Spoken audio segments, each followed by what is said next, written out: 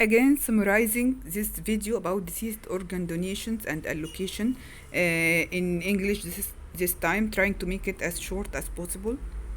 I'm discussing whether there is possible a research to make deceased organ donation suffice the need to any living donation at all. What brought me here at the beginning was while studying algorithmic game theory, kidney exchange, I found that was originally in Stanford University. I found about this research from A.Roth about deceased organ donation in 2012, and he's a Nobel Prize winner in economics, I think in the same subject. Get back to kidney exchange algorithms that I found or studied in algorithmic game theory. There is a lot of research. What's in common with deceased organ donation in general is that at start it falls although the deceased organ donation model was in economics, these studies, if you search it for it, you will find it inside the computer science core. These are the papers keywords for all those papers I found. The kidney exchange algorithms was in algorithmic game theory course, lecture 10. Let me start, scroll through the video to make the point first, then go back. The science and behind the game theory model is they try to make a bipartite graph matching those of donors and the patient's needs. Sometimes people also draw another graph for possible matching, for example, in blood kind, to make the donation possible. This is exactly the same model could be applied for deceased organ donations. It is like you are treating a bank of dealing with a bank of organs from donors, whether they are living donors or dead donors, deceased organ donation. Okay, so the point I am discussing here is that if you follow the model from the paper, from the lecture, or in any other paper, you will find that it is like trying to find matches. It's the simplest way you can view it, as trying to find matches between those donors and those patients according to whatever rules that this organ or tissue impose on the matching. Okay? What was in the lecture is that they found that hospitals sometimes are incentivized to make the pairs inside the hospital to increase its ratio of satisfying its customers.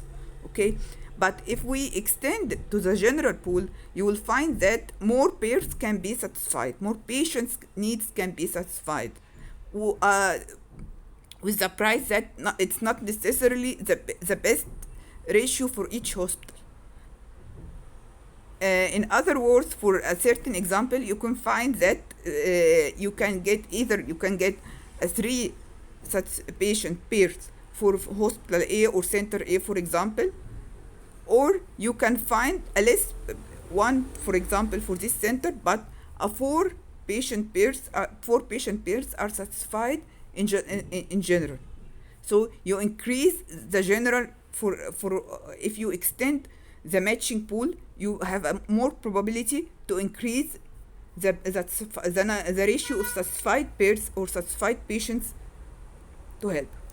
This could be applied as well. If this is applicable to kidney exchange, it could easily applicable to all kind of organs or all kind of donations with death donations, deceased donation.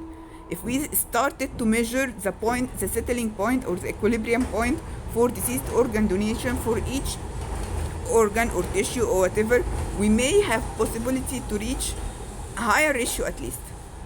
So let me get back to the ratios around the world, or the status quo around countries all over the world, to see if this is possible or not. Okay. If you go to the USA, you will find this ratios was in October 22. You will find that they have for each 35,000 patients, 30,000 from deceased donors and 5,000 from living donors, about 1 to 6 ratio. Okay, if you go to EU, the European Union, you will find different possibilities.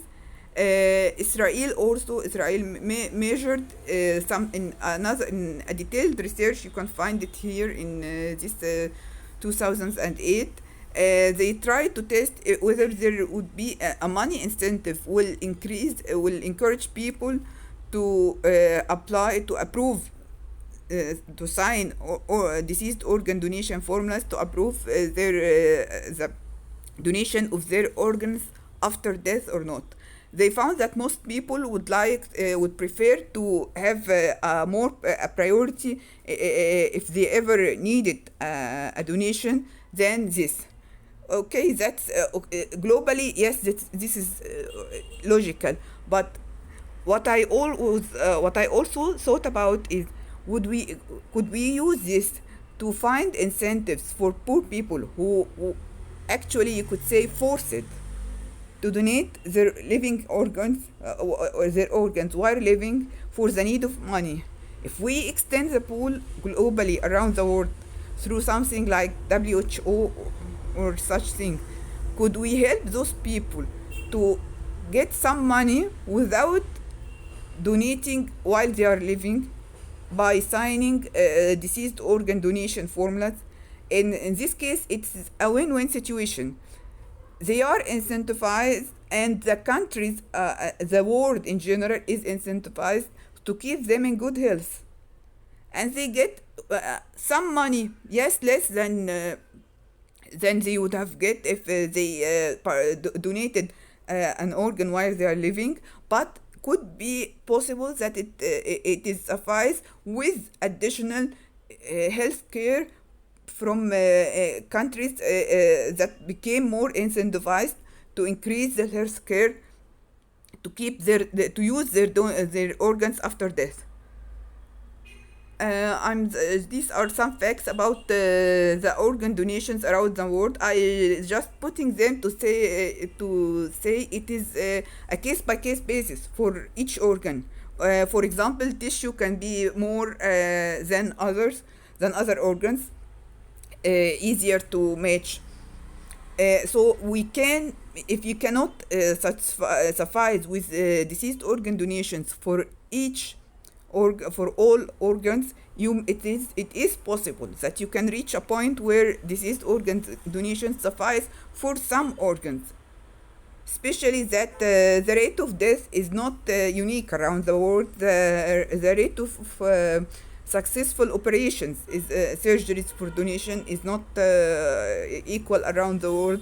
People who need, so you can, I think if you handle or processed case by case basis around the world or around a certain place, you may find larger probabilities to suffice with deceased organ donations. And maybe I did not pursue the research further. This is what the European Union is trying to make it stable. These tables, maybe they can arrange something for the whole countries in the European Union. I'm not sure about that. I did not pursue this research further. There is in general also, if someone is not that convinced of my view, there is still a lot of research in organ donation in different areas still right now. For Canada, to increase the ratio of deceased organ donations, there is papers from 2017 till 2020, and there are more papers in general, even papers for kidney exchange. As I said, you can use them for any other organ by changing only the rules where the matching is done, because these rules are different for each kind. I guess that's all that summarize. I'm not explaining the details of each idea. I'm just giving the point of the idea behind the research point I'm trying to think about.